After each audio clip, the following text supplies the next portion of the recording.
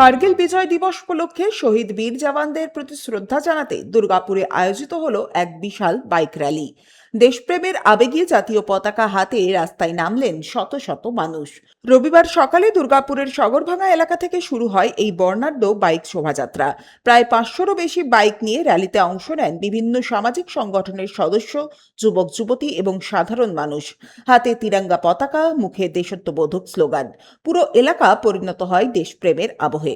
সাগরভাঙা থেকে শুরু হয়ে বাইক র্যালিটি দুর্গাপুরের বিভিন্ন গুরুত্বপূর্ণ রাস্তা পরিক্রমা করে পৌঁছয় সিটি সেন্টারে।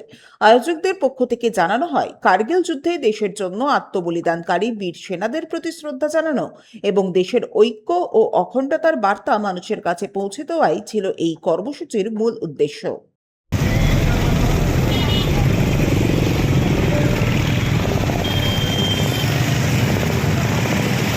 সনাতন গড়াই, 99 নিউজ বাংলা, দুর্গাপুর। আপনারা দেখছেন 99 নিউজ বাংলা। বদলাবো আমরা।